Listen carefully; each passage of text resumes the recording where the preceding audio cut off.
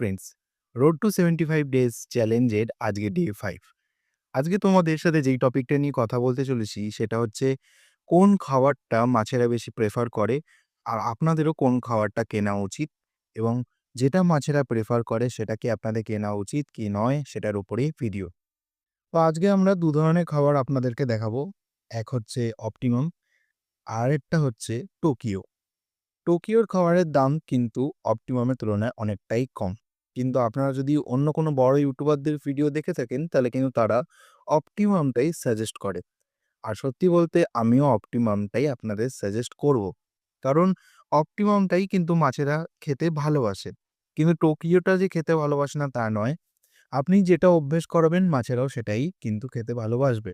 আপনি যদি ১ম এ টোকিও খাইয়ে অভ্যাস করে থাকেন, তাহলে কিন্তু অপটিমাম তাদের অভ্যাসে কিছুটা ব্যাঘাত ঘটাবে। অপটিমাম তাদের ১ম খেতে ভালো লাগবে না। কিন্তু অপটিমাম যদি আপনারা ইউজ করেন খাবারে, তাহলে কিন্তু মাছেরা যেরকম ওটাকে খেয়ে তাড়াতাড়ি বড় হতে পারবে, সেরকম আপনার জলে যে ঘোলাটে ভাবটা আছে সেটা কিন্তু অত তাড়াতাড়ি আসবে না।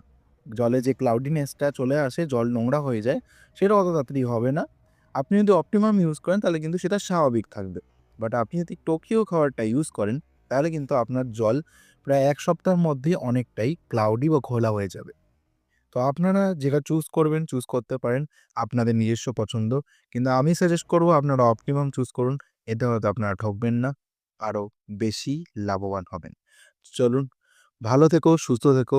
দেখা হচ্ছে নতুন কোনো ভিডিওতে। ততক্ষণের জন্য সবাইকে টাটা।